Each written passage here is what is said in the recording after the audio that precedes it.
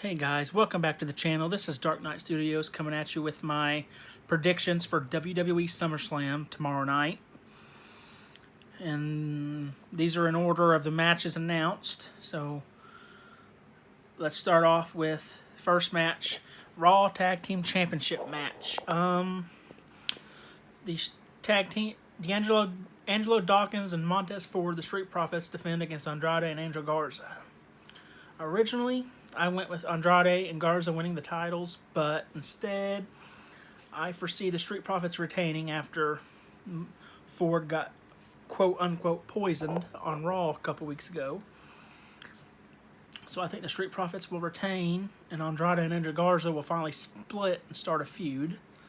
Let's see, next we have the United States Championship match. Champion Apollo Crews defends against MVP with Bobby Lashley and Shelton Benjamin, MVP's cohorts, banned from ringside. I expect Apollo Crews to retain the title here, only to turn around next Sunday at Payback and lose the title to Bobby Lashley.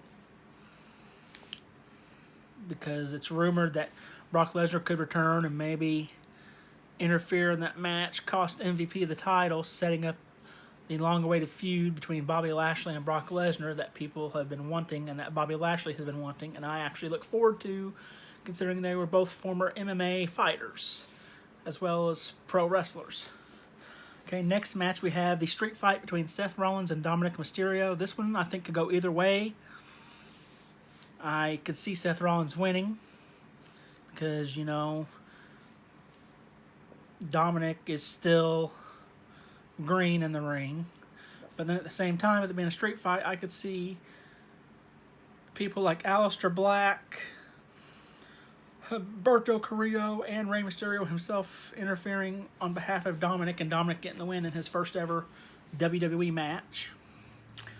Then we have a couple matches that I'm interested in. First, we have the Raw Women's Championship between champion Sasha Banks and challenger Asuka. Then we have the SmackDown Women's Championship between champion Bayley, who's been champion for like 10 months now or so, against, again, Asuka getting another shot at that. The SmackDown Women's Championship match is going on first, so I can see one of two things happening.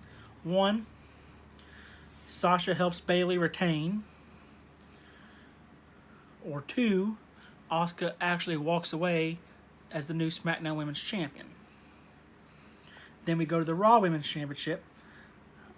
I could see either Asuka winning that, therefore walking away as double champion, which is, I think, more likely. I think Bayley will retain the SmackDown Women's Championship and Sasha will lose the Raw Women's Championship, and then at Payback, Sasha and Bayley will lose the Women's Tag Team Championships, and that will officially split them apart when one turns on the other. I'm more hoping Bayley turns on Sasha because I love Bayley as a heel. She has completely reinvented her character. She's done a great job as a heel. Then we have the WWE Universal Championship, which I guess is now Falls Count Anywhere, between champion Braun Strowman and The Fiend Bray Wyatt. I fully expect The Fiend Bray Wyatt to walk away with the title because I could foresee Alexa Bliss interfering on his behalf, costing Strowman, and possibility of Braun Strowman, rejoining the Wyatt family, along with rumored Bo Dallas, who is Bray Wyatt's real-life brother, and Lars Sullivan returning. Therefore, I could see maybe Bray Wyatt going for the World Championship, Braun Strowman going for the Intercontinental Championship, and Bo Dallas and Lars Sullivan maybe going for the tag titles. But I do expect The Fiend to retain, but I think the Fiend to win the title. I really actually enjoy The Fiend, and there's rumors of a double turn with The Fiend turning babyface and Braun Strowman turning heel. So that could be intriguing. I could either see The Fiend winning the title or Braun Strowman finding some way to retain, but I'm leaning towards The Fiend becoming the new Universal Champion that he never should have lost to Goldberg anyway. Then we go to the next World Championship match, the WWE Championship, between champion Drew McIntyre and who I believe has been on a roll lately, the reborn legend killer Randy Orton. I could see several things happening here. One, I could see Drew McIntyre possibly continuing his reign and retaining via interference from Christian, Big Show, and Shawn Michaels trying to screw Orton over, which would then set up either a 3-on-1 handicap match or a gauntlet match with Orton facing off against Shawn Michaels, Big Show, and Christian 3-on-1 at Payback with Orton winning.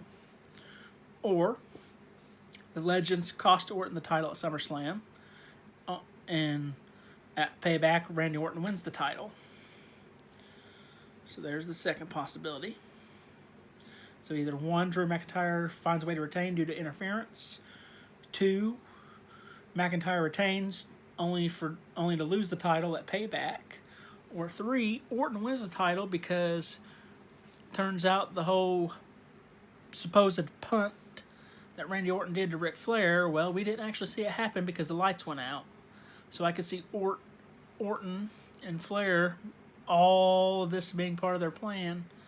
When the referee's not looking, I could see Ric Flair low-blowing Drew McIntyre, allowing Orton to hit the RKO out of nowhere and walk away as champion and hold it until probably WrestleMania or whenever Edge returns from injury.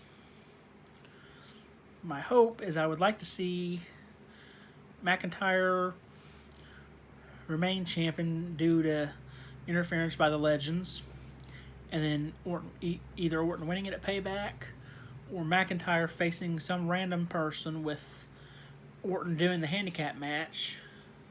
And if he wins that, he gets another shot at Clash of Champions in September, where there, McIntyre can either win via disqualification, lose via disqualification, count out something, and that sets up Hell in a Cell where there's no count outs, no disqualifications, and Randy Orton takes the title at Hell in a Cell and holds it until WrestleMania where Edge returns. Maybe at SummerSlam, the Legends could cost Orton the title. Then at Payback, Orton beats the three of them in a handicap or a gauntlet. Then at Clash of Champions, Edge could screw Orton over, and that sets up Hell in a Cell match where Orton wins, and after the match, possibly Edge returns.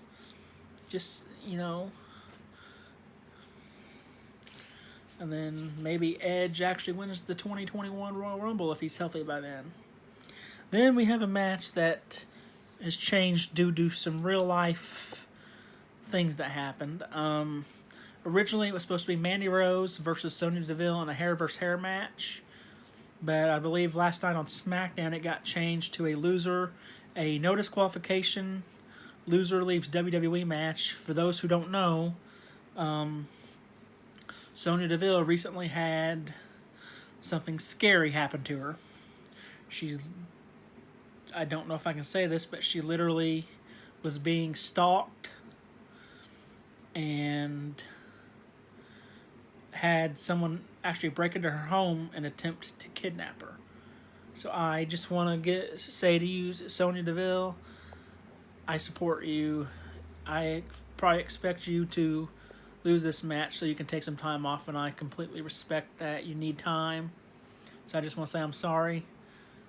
And you have my prayers and support from here, from Dark Knight Studios, that you're able to get over this. So I have really enjoyed your character. I thought you've done a great job as a heel, and I'm sorry that this happened to you. It's horrible. Nobody should have to go through that. So I just want to say I'm sending my love to you. My love to you for, thoughts, prayers, and love to you to be able to heal from what happened. But I just want to end this video there. Please, everybody, comment down below your thoughts and prayers to her for going through this rough time. It's extremely horrible and scary that happened. But yeah, again, that's my SummerSlam thoughts. I could see there being matches, maybe a rematch from SmackDown with, spoiler alert, Jeff Hardy winning the Intercontinental Championship from AJ Styles. they could have a rematch there. I could see Matt Riddle versus King Corbin, with Matt Riddle winning the match. Possibility of maybe members of Retribution being unmasked, with possibilities of CM Punk being in there, Tommaso Ciampa, Dominik Dijakovic, maybe even Sami Zayn possibly returning, maybe Roman Reigns and Brock Lesnar returning. Just don't know. That's rumors. But yeah, please, if you like this video, please like this video and comment down below. Not for me, but I would like to get 200 likes on this video for support towards what Sonya Deville went through. And I just want to again send my thoughts and prayers out to her that she gets through this rough time, because I know that can probably be extremely terrifying. But again, this is Dark Knight Studios. Gonna sign off. Like the video, comment down below your prayers and thoughts for Sonya Deville. And if you like this video and enjoy it, please subscribe to the channel. And this is Dark Knight Studios signing off.